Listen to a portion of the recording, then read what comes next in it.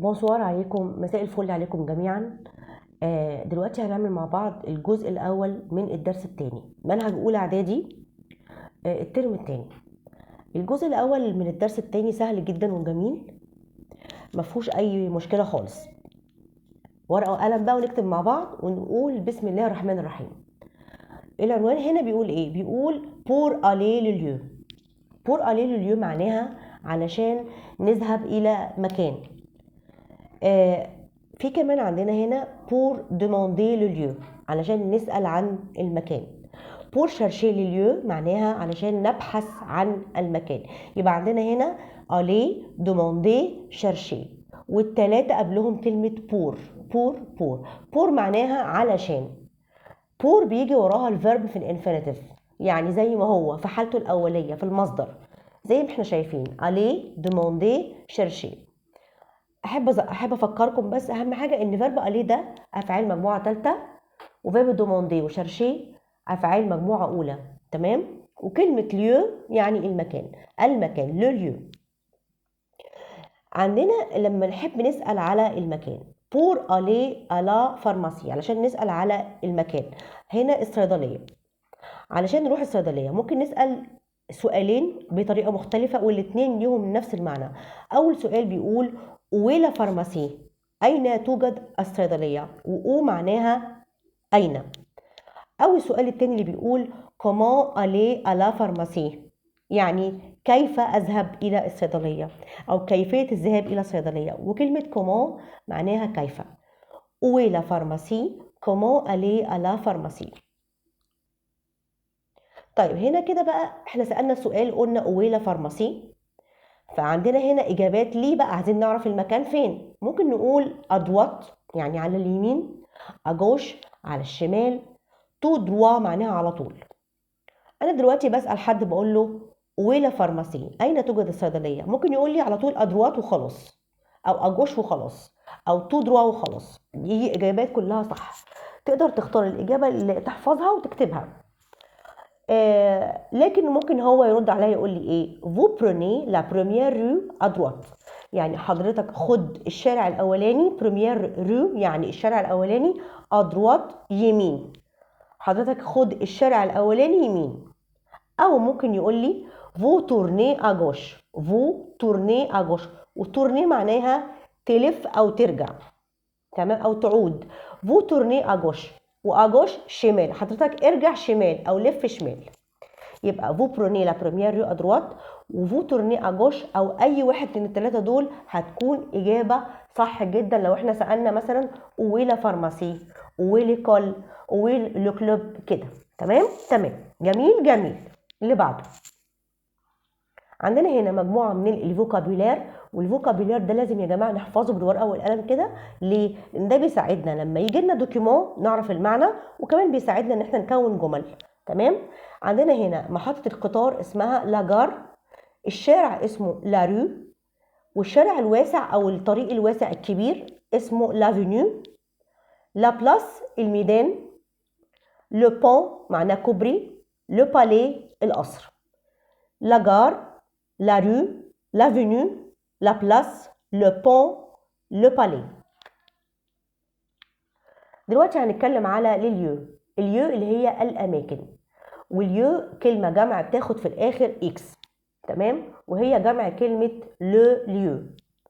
تمام. دلوقتي لليو طبعا طبيعي ان احنا لما بنستخدم الاماكن او نتكلم عن الاماكن بنتكلم على فيرب اليه. دايما نقول نذهب الى كذا. فيرب اليه طبعا عارفينه كويس وحافظينه.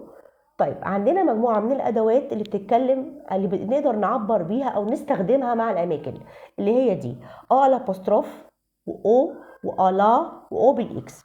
الابوستروف لازم يجي وراها حرف متحرك، الاو بيجي وراها مكان ولازم يكون مذكر، الا بيجي وراها مكان يكون مؤنث، واو بيجي وراها مكان جمع. الاو اللي اخرها اكس دي او ودي او، بس دي بتيجي قبل الجمع.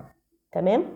طيب علشان احنا نقدر نميز ما بينهم لازم نحفظ الاماكن، نعرف الاماكن دي اصلا مذكر ولا مؤنث، وبالتالي هنقدر بسهوله ان احنا نختار الاداة المناسبه للمكان.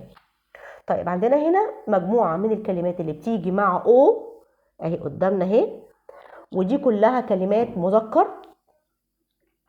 او ثياتر معناها مسرح، او ميوزي متحف، وانا بتعمد اقول او قبلها عشان احفظ وانتوا تحفظوا معايا عشان تعرفوا ان كل ده مذكر.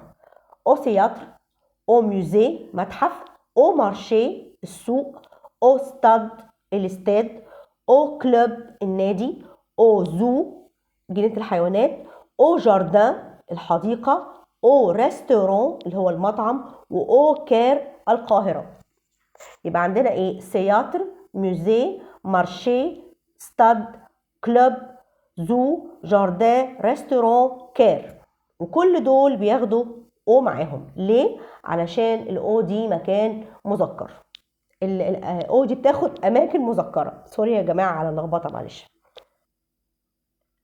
هنا بقى عندنا الاماكن المؤنث، امثله ليها: الا جار المحطه، الا بوست البريد، الا مير اللي هو البحر، الا ميزون المنزل، الا بلاج الشاطئ، الا فارماسي الصيدليه. كل دول مؤنث: جار، بوست، مير، ميزون، بلاج، فارماسي. ودول كلهم ياخدوا قبلهم الا. عندنا كمان دول ايكول، اوبيتال، اوتيل، والتلاتة دول بيبدأوا بحرف متحرك يعني فويل، بياخدوا قدامهم الابوستروف. ايكول مدرسة، واوبيتال مستشفى، واوتيل فندق. اما بقى الاو اللي اخرها اكس بيجي وراها مكان جمع او مكان فيه كذا حاجة.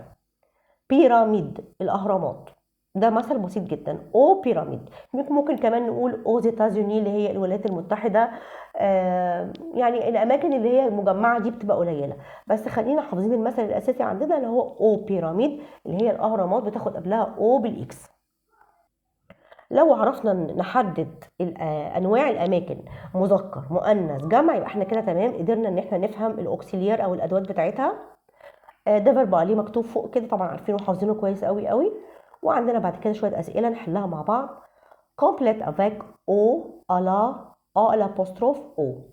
على طول عشان نختار واحده منهم نشوف المكان اللي جاي نوعه ايه. اول واحده هنا بيقول جو في نقط زو.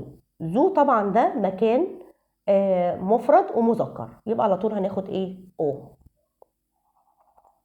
ماشي. tu vas restaurant. ريستوران ده مفرد ومذكر، يبقى هناخد على طول او. elle va poste. poste مفرد ومؤنث، هناخد على. nous allons école. école اولها حرف متحرك هتبقى l'école. cinéma او سينما علشان هي مذكر. tu vas gare هتبقى لا علشان جار مؤنث. واخر حاجه عندنا هنا بيراميد هناخد معاها او.